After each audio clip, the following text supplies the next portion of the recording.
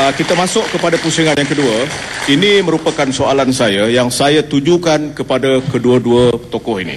Soalan saya ialah, pada masa ini Petronas hanya menguasai kira-kira 40% pasaran runcit petroleum.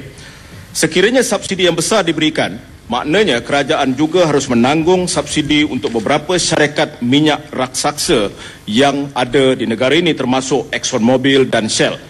Apa komen pendebat? Saya mulakan dengan Datuk Ahmad Sabri Cid. Kita mesti mengakui bahawa kaedah subsidi adalah kaedah yang tidak boleh bertahan lama. Banyak subsidi artinya kita mesti mengakui akan memberi kesan kepada pertumbuhan ekonomi yang sebenarnya.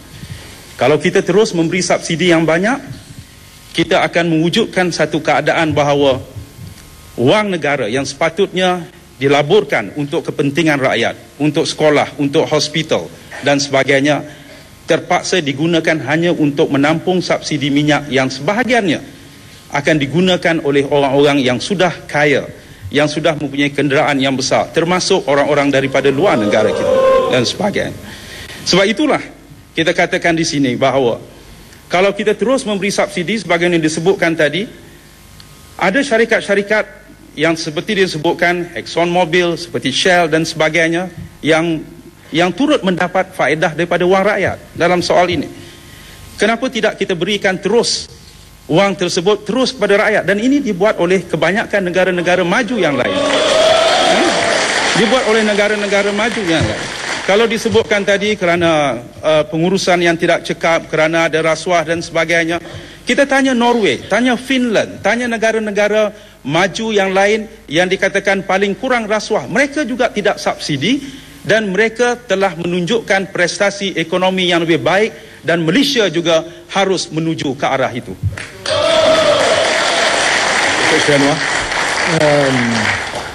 Debat ini masalah minyak, bukan Anwar dan Sabri. Oleh demikian saya tidak memilih untuk menyentuh beliau, walaupun beliau tokoh semangat 46 dulu. Itu tak apa. Soalnya saudara, kita nak banding dengan Norway. Pendapatan per kapita Norway 10 kali lebih dari Malaysia. Kita bicara soal harga minyak ini keperitan rakyat, petani, nelayan, pekerja yang miskin. Jadi kalau kita nak bandingkan dengan kedudukan negara industri yang capai tahap yang baik, itu agak sukar. Nisbah dan basis perbandingan itu meleset sama sekali. Saudara, soal minyak, soal bantuan mengededakan keperitan rakyat, ini soal tanggungjawab mana-mana pemerintah.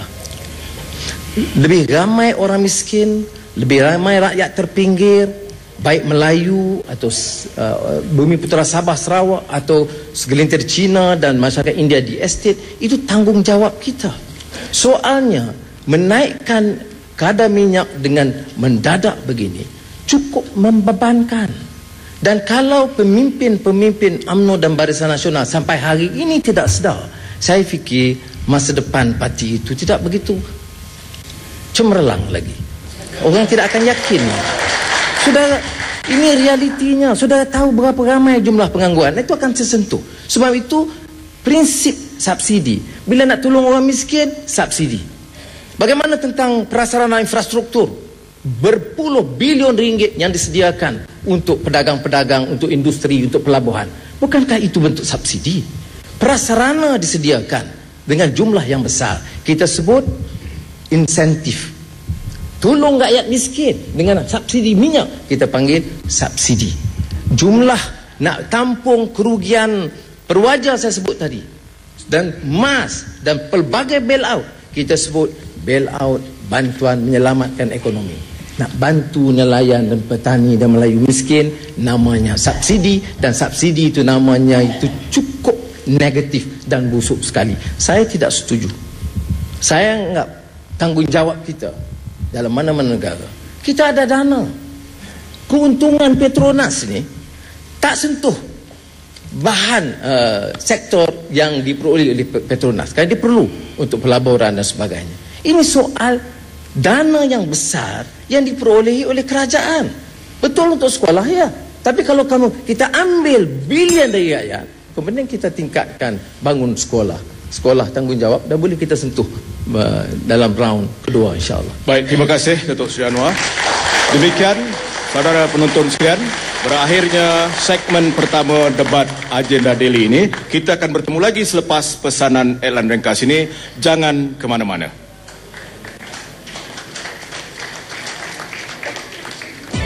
Kita sampai pada pusingan ketiga sekarang. Saya persilakan Wakil Datuk Ahmad Sabri bertanyakan soalan kepada Datuk Seri Anwar.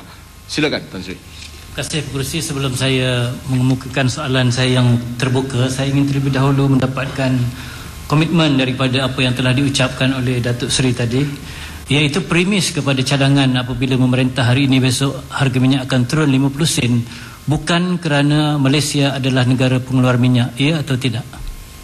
Ya, Malaysia lah negara pengekspor minyak. Net. Kerana Malaysia negara pengekspor minyak, itu sebabnya cadangan ini dikemukakan. Ya. Jadi apabila cadangan itu tadi dikemukakan, sedangkan di dalam hujah telah menyentuh perkara-perkara lain yang bukan berkaitan dengan minyak, iaitu yang berkaitan dengan IPP dan sebagainya.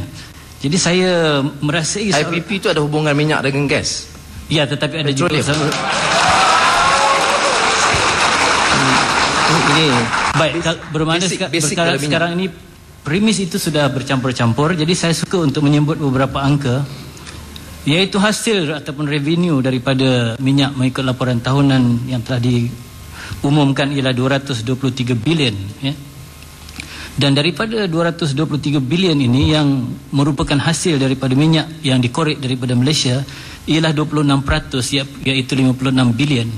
Sedangkan Petronas telah mengembalikan wang sebanyak 63 bilion, bermakna melebihi daripada duit minyak yang diperolehi daripada urus niaga minyak Malaysia sebanyak 5 bilion lebih. Jadi dengan demikian, seolah-olah apabila wang ini dilaburkan semula untuk perkembangan ekonomi, apabila Datuk Seri memerintah hari ini, besok akan menurunkan harga minyak, seolah-olah Datuk Seri seumpama seorang anak yang telah kematian bapa akan membahagi-bahagikan harta ini yang telah dikumpulkan hasil keringat orang terdahulu untuk mendapatkan keseronokan di kalangan kawan-kawan bahawa Datuk Seri adalah pemimpin yang baik. Terima kasih. Terima kasih atas ucapan pemula. Saya fikir dia nak tanya soalan, tapi mungkin kaunseling punya pengaruh. Sudah basic, pengetahuan basic bila kita sebut industri petroleum itu masuk minyak dan gas, patut dapat taklimat awal.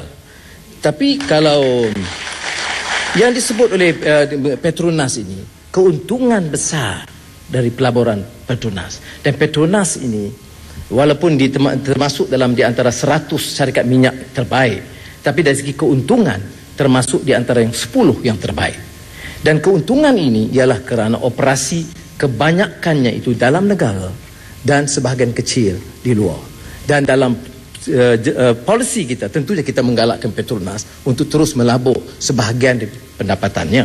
Sebab itu kita tidak menyentuh dana yang diperoleh oleh Petronas. Kita nak menyentuh dana yang dipulangkan kepada kerajaan, kerana Petronas ini milik dan khazanah negara, berhak untuk rakyat. Anak ni maknanya anak kita semua. Itu hak mereka. Jadi sebenarnya soal yang mengatakan pendekatan populis atau tidak, ya, kita dalam pemerintahan ini nak jaga siapa? Nak jaga tauke besar dan kroni atau nak jaga rakyat? Kita jaga semua. Jadi oleh demikian, saya tekankan jumlah yang kita sebut 50 sen itu bukan jumlah yang keterlaluan. 50 sen turun langkah awal. Memang Datuk Sabri dia menyentuh, dia kata memang saya janji lebih. Memang sebab itu saya sebut langkah awal. Sebab apa saya sebut langkah awal? Sebab kekacauan, kemusnahan ekonomi, kerusakan akibat kenaikan mendadak keterlaluan. Kerana naik begitu mendadak keterlaluan, tidak ada yang sokong. Yang sokong hanya ahli Parlimen Barisan Nasional. Karena kenaik keterlaluan, kita terpaksa menurunkan ikut peringkat. Saya mengambil satu pendekatan bertanggungjawab. Kalau benar populis, saya umum saja. Kita turunkan RM1 atau RM1.50. Apa salah? Tetapi saya terpaksa mempertahankan dengan hujah, dengan angka 2 bilion selamat dari saya sambung kemudian.